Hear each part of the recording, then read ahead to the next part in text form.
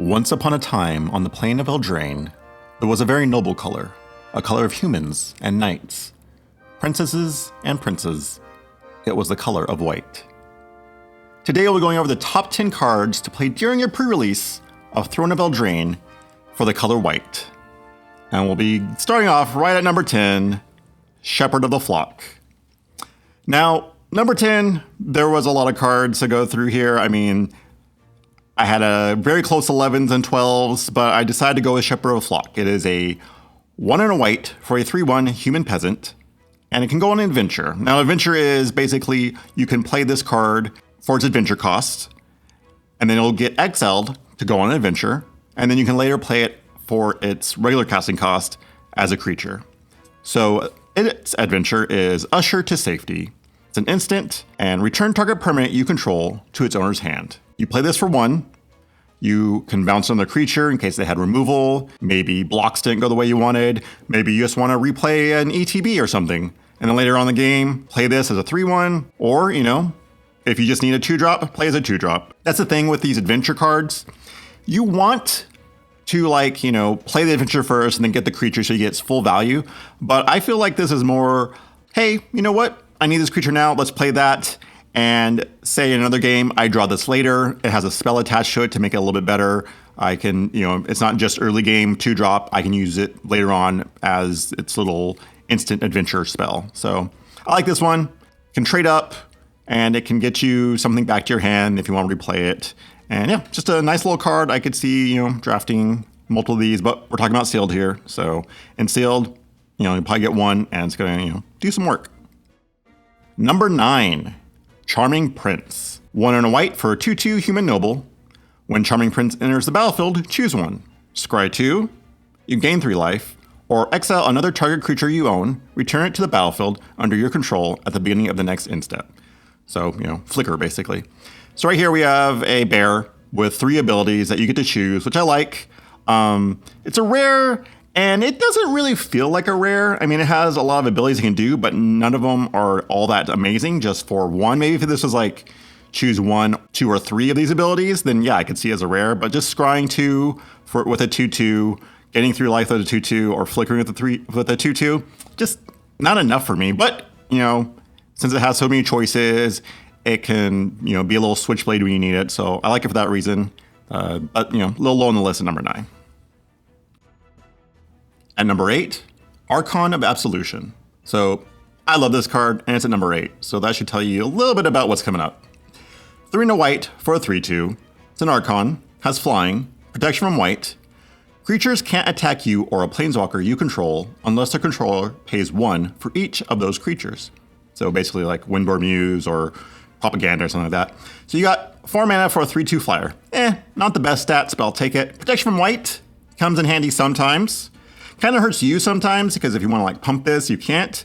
But if you're playing against white, holy crap, this thing's just going to beat for days. And then its ability to make them pay 1 each time, though not amazing, can be really annoying, especially in limited when sometimes, you really want your mana to curve out right and they have to pay 1 just to attack. If they go wide, they're just screwed. If they have a big flyer, they only attack with that. Yeah, that kind of sucks. But could throw them off their game for a little bit. I just really like this. Has a bunch of crazy abilities and it flies, so I love that. Number 7, Glass Casket. 1 and a white for an artifact. When it enters the battlefield, exile target creature an opponent controls with converted mana cost 3 or less until Glass Casket leaves the battlefield. So this is white removal. Not the best, because it doesn't hit everything. It just hits mana cost 3 or less, which early game, that's great. But late game, you're getting hit by a big guy and this is just sitting in your hand. That kind of sucks. But, you're going to take it. It's cheap. It, helps you go to late game, which white wants to do a lot. So, it's not the best removal, we'll say, but you're definitely going to play as many of these as you can get because they're cheap and they hit a lot of things in this set. Next at number 6, the other removal, Trapped in the Tower. 1 and a white for an enchantment aura. Enchant creature without flying. Enchant creature can't attack or block, and its activated abilities can't be activated. So it's like a lesser arrest, which is still great. It's 2 mana. The problem with this is you want to hit flyers with this. When you have this kind of effect, you just want to get rid of their flyers. This cannot hit them, but it can hit everything else, which is really nice. So if they have a big beater, put this down, boom, it's out of the way. Just, gotta look out for those flyers, sadly. But this is the premium removal for white. And, it's fine. It's common. I like that. It's cheap. I like that. And it hits a lot of things.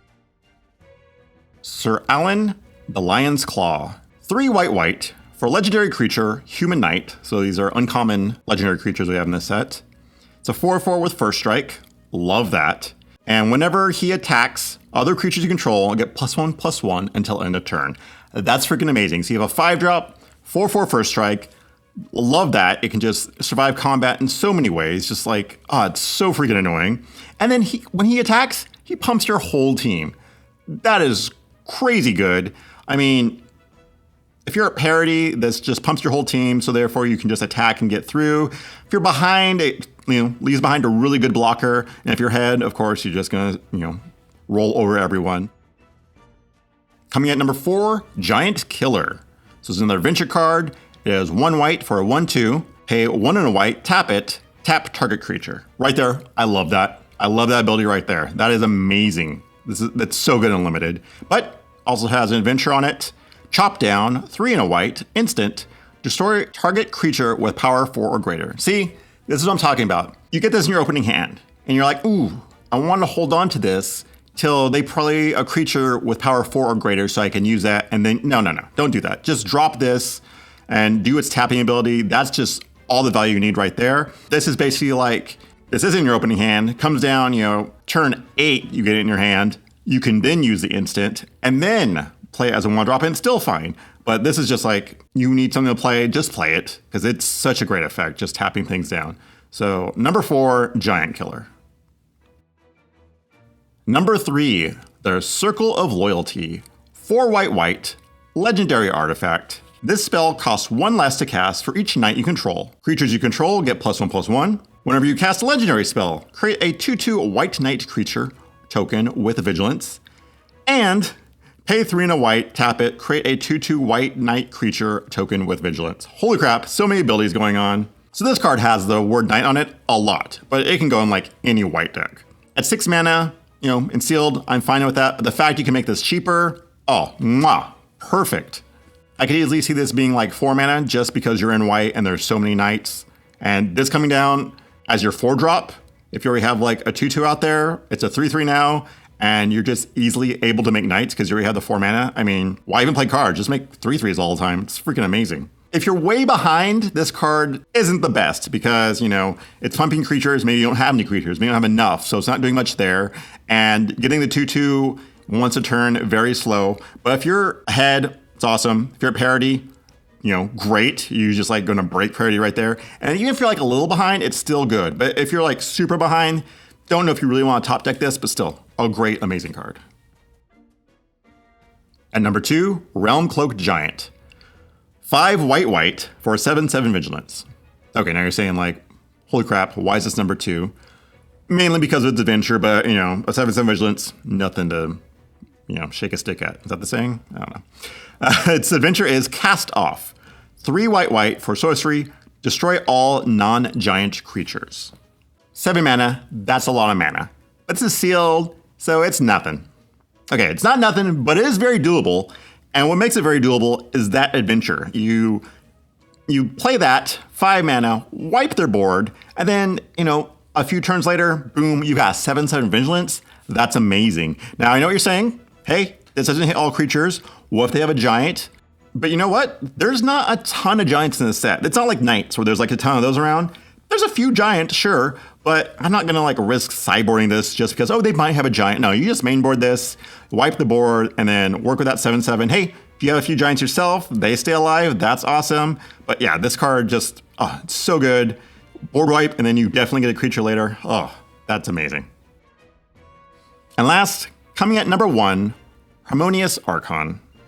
4 white for an Archon. It's a 4/5, has flying. Has the ability, non-Archon creatures have base power and toughness, 3/3. And when it enters the battlefield, create 2 1/1 white human creature tokens.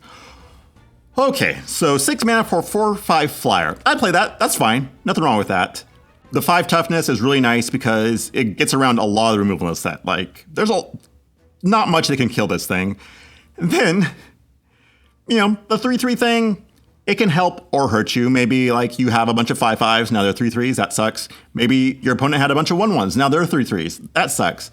But it doesn't matter because it's giving you 2 1/1s, which are technically 3/3s at this point. So it's giving you 10 power for 6 mana. That is bonkers. This card is amazing. This is like ahead, parity, behind, way behind, doesn't matter. This thing helps you out so much. And the fact you can like blink it or just bounce your hand and then play it again and make more 1/1s, which are technically 3/3s again. Holy crap, this card is easily a bomb. Just A+, love this thing. And yeah, oh, so good. All right, now let's talk about a rare you should never play, and I'm sorry if you open it. Happily Ever After. 2 and a white for enchantment. When it enters the battlefield, each player gains 5 life and draws a card. Ooh.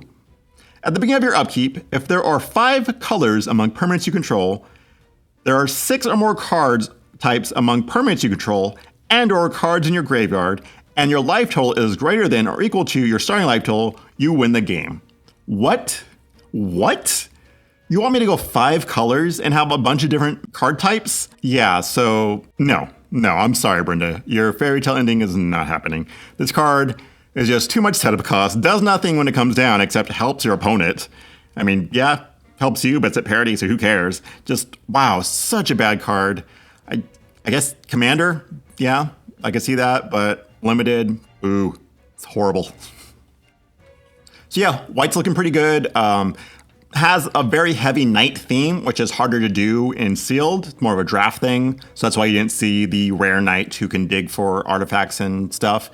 But, even with its heavy night theme, there's still a bunch of cards that are just fine on their own, and I really like them. So sealed, I think you could easily go heavy white and just do fine. Like, nothing wrong. All right, so stay tuned. We got more of these little top 10s coming throughout the days, going through each color, and then ending with, the multicolor artifacts and lands. If you want to follow me on Twitter, booster_tutor, and see you next draft. This program brought to you by viewers like you.